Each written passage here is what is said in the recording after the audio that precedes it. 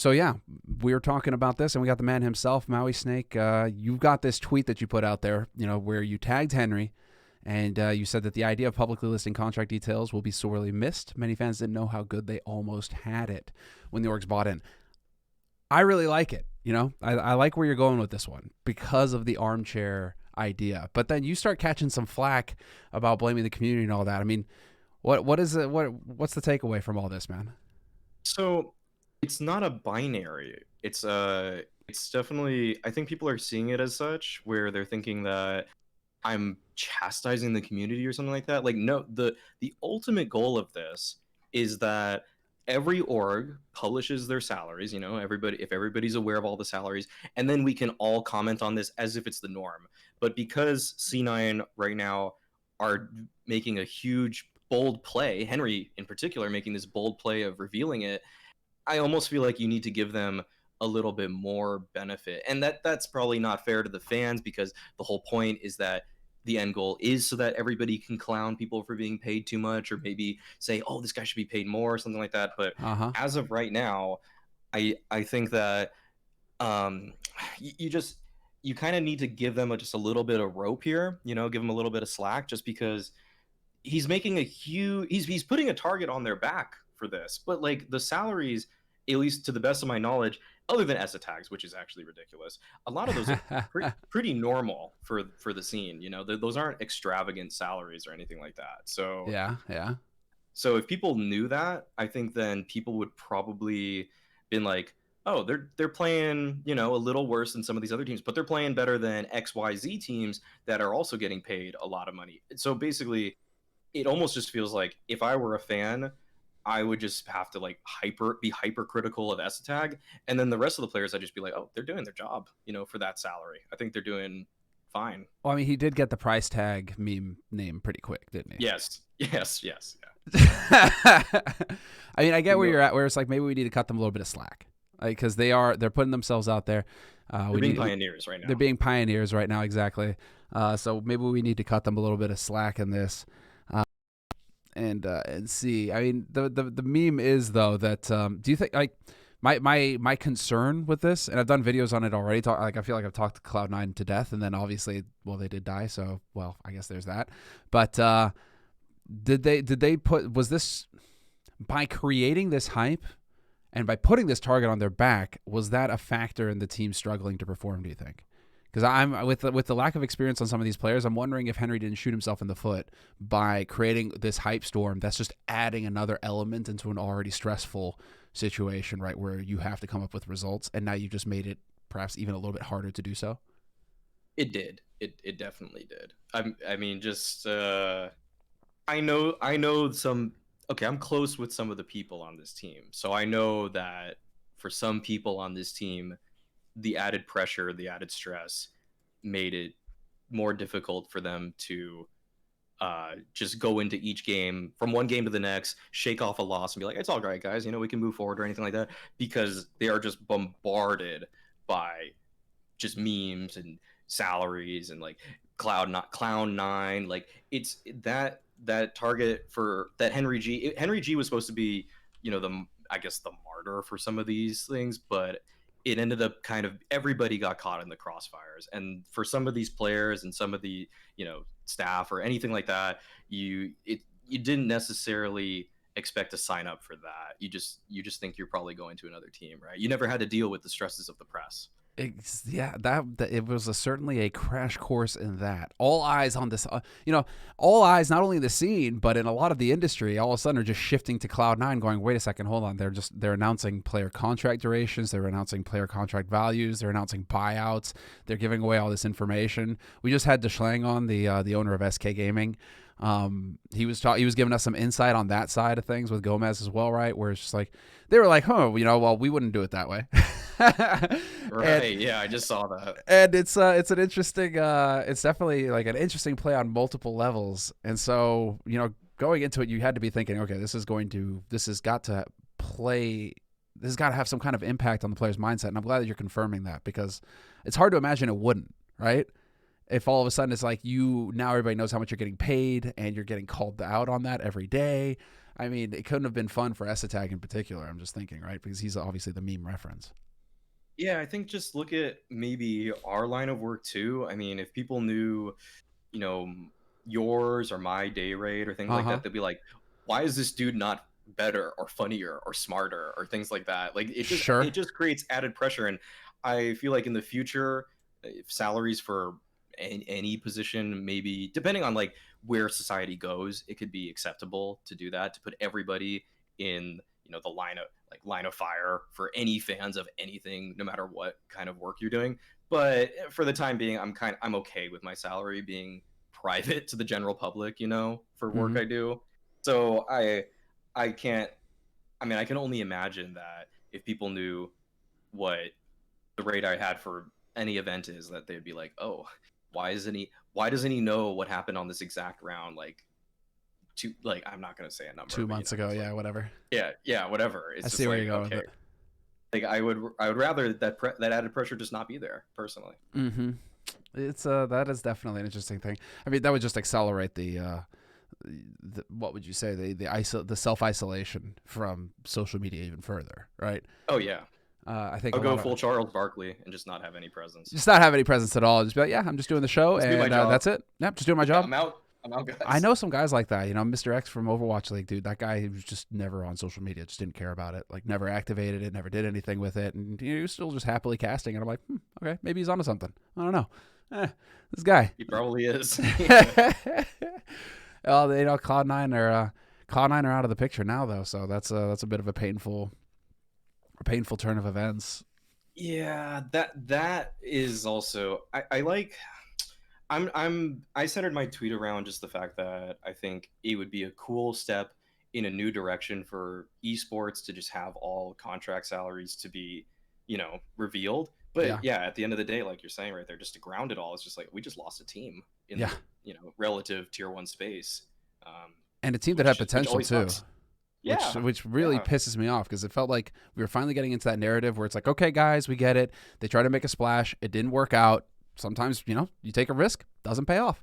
But now there's potential here in the long term. So let's shift the narrative over to the building stage now for Cloud9. This is where we start looking to the long term. This is where we can see that they can get over it, but they maybe need to address these issues. And then literally 2 days later, it's like, oh yeah, by the way, the whole team is benched and done. It's like, what? Why? Where did that come from? It's such So it's drastic. such a yeah, it's such a pity. Mm-hmm. Mm. Yeah, I just feel for the players and the staff that had to work all of this, and then just I don't know this part. I'm 100% unaware of it. Whether they knew if they don't make pro league playoffs, make it out of the group stage, is it just the project over? Because Uh-huh. that's I I can't even I don't even know how I would feel if I just said, okay, if they said, hey, we're not gonna do Flashpoint 3 if you're not funny enough on the desk for Flashpoint 2 or something like that. Like it would just be like, what's going on? Like I would I perform better or worse? Like it's so hard to put myself in those kinds of shoes. It certainly is. Sometimes there is that element, but then sometimes it is nice to get a kick in the ass, and then all of a sudden it's like, oh, okay, that's refreshing, and that's interesting. In the U.S., it's okay, more fun to know you have a huge salary, and there's a way more envy and pressure, I'd say.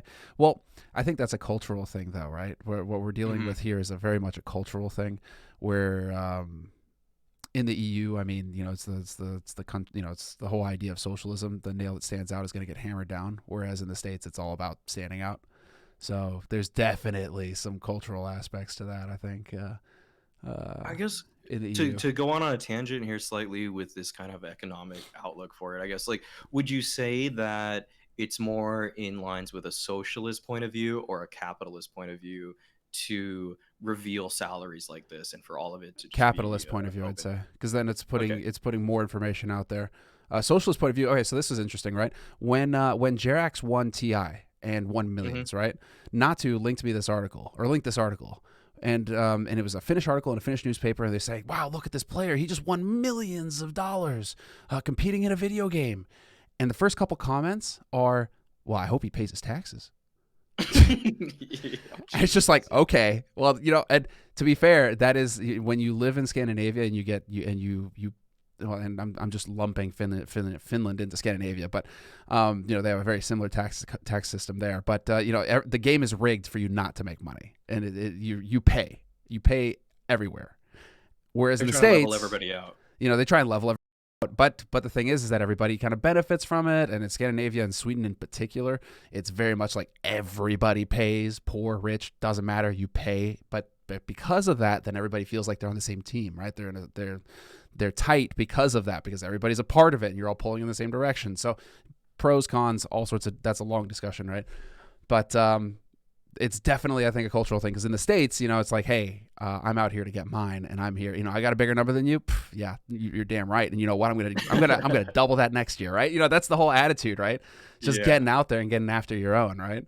And well, the funny thing is that that's terrible, right? Except that the U.S. is still the most charitable country on the planet Earth, even with that mentality. So, you know what? I don't know, man. I don't know, Maui. It's all over the place. It's all over the place.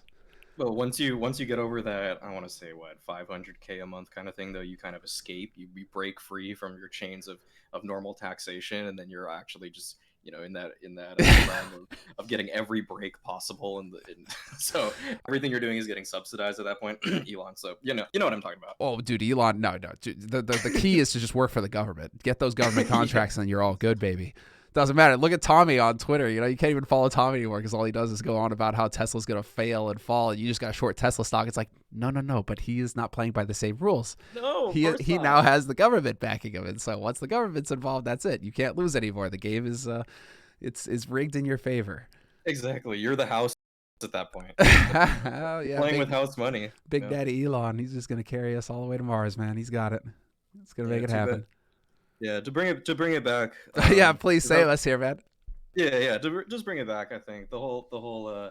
I'm seeing kind of like on this tweet a little bit of like, I guess, tension over one of my points that is just like okay, my point number one was fans didn't clown C9 for the contract money constantly and appreciated that bold approach. It wasn't that I feel like fans should be silent. I don't feel like it's not. It's just that immediately when those numbers were released, they're like, "What? No way!" Like it was just it was Mm, immediately met with this. Just people were so shocked, and it wasn't like, I don't think the discussions were necessarily had in a public space enough that were just like, wait a second, guys, this is really cool. We're seeing the contracts that they're having. Like, I feel like that was just a side note for a lot of people. Like, people just kind of took that for granted, and they used it immediately as ammunition against Henry and against the C9 players. certainly. Well, isn't that the fine line that you walk? Like, let's like look at McGregor now. As soon as he started losing, right? It's all good when you talk that kind of game. Like, we're gonna take over the world. I'm the best there has ever been. I'll shit all over you. Yes, I make all the money, but I'm the biggest guy in town, right? If you're talking that kind of talk, then you have to walk that kind of walk. And the only reason McGregor was McGregor is because dude was decking everybody, right? He couldn't lose. Yeah. So it works while it works, but where's McGregor now, right?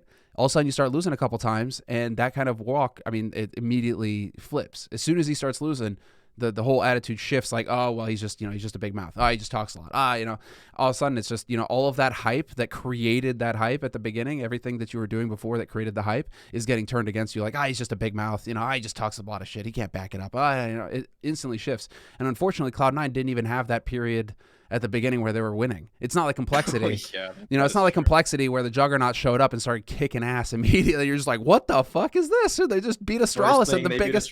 Yeah. Yeah, they just beat Astralis in the biggest upset in CS LAN history, it feels like. And, it's like, okay, hold on. What's going on here?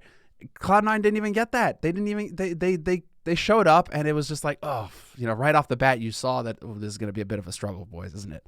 And it just never got any better. They Right. lost Woxic, they lost Kassad, they lost, so they lost their coach. So all of a sudden they have to change up how they want to call, how they want to play it. Then they lose their opper in a meta where you crucially need an op. That doesn't work. It just feels like it was an uphill. And then Rona, of course, so they can't boot camp. I mean, it's just Yeah, the odds were stacked against them for sure. So painful. yeah, I think that's a really good point you raised. The fact that they were Henry was talking the talk a little bit before he walked the walk, so that is going to make him more of a target along with the rest of C9. So I I I can't disagree with that. The fact that people were all over him immediately, because like that's people's natural inclination. They see a guy that's like, puffing his chest out, and if he's not actually backing it up, then what is all this about? There are few people that can take that kind of hit on the daily. Like Thorin, right? Thorin does it. He can do it. I don't know Yeah. what he's made of. He's made of a different material than any of us, right? I mean, Iron Brew. Yeah, because he can just take it every day, and it's all good. Hey, Infamous, thanks for the resub, dude. Welcome back. Like, he can just take it every day, and it's all good, right? He doesn't care about having that target on his back. He thrives in that sort of scenario. Like, he is just made of different stuff. Henry, I think this is why, though, why it's such a big risk to make these kinds of plays, to kind of draw the attention to yourself in this way, i.e. talk smack or try and create a hype narrative or any of that, because everybody's just waiting in the wings to tear you down if it goes wrong, right? They can't wait. They're just sitting there like, oh, this guy put himself out there. Ooh, okay. Is he going to do it? Is he going to make it work? No. Oh, guess I'm going to be the first one in line to rip him. I'm going to give him a little bit. It's just everybody's just waiting for somebody to stand out. And then we get to all be like, that German, or not the German, the Russian joke where we're just going to pull you back down into the cauldron with the rest of us. So, it kind of sounds like socialism, actually. Never mind. We've gone full circle again. It's all over the place. Apparently, he tried to get crab mentality. Well, it's the crabs in the bucket, right? What was it? I can't remember if it was Peterson who made that joke or whatever, where it's just you're going to different cauldrons and they have demons pushing people back into the cauldrons, and then they get to the last biggest cauldron, it's the hottest one, and there's no demons, and the guy's like asking the devil like, why are there no demons? And then this is for the Russians, because they just pull each other back in. They don't need any demons to push people back in. They pull each other. It's like, ooh, okay. All right. I think on that note, it's a good spot to let you go get some rest, Maui. And yeah. Thanks for hopping on the phone real quick though, dude. I appreciate it. Real good times. We got to catch up one of these nights when you're playing Night Owl, when you're staying up late. We gotta shoot the shit a bit. Yeah, for sure. I mean, like probably Fridays and Saturdays. It's a Sunday though, so it's Monday morning for me. So I'm trying to wake up at a normal time. But thanks for checking in. This was fun. For sure, dude. Well, have a good one. Get some good rest and kick ass take names.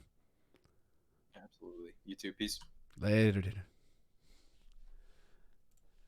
Well, there we have it. All right, so Maui, famed Flashpoint commentator, and actually, dude can click heads as well. So not only can he, talk the talk, he can walk the walk as well. But I'm glad to get Maui's take on that situation. Obviously, we can see his tweet on the screen now. But always good thoughts in that head, and a great guy to chat with. So glad that he was able to hop on real quick. And be sure to leave some comments below, guys, if you guys are what you guys are thinking on this topic. I would love to hear your thoughts. But that's a good place to call it. So be sure to like, subscribe, and comment, and I will see you guys soon.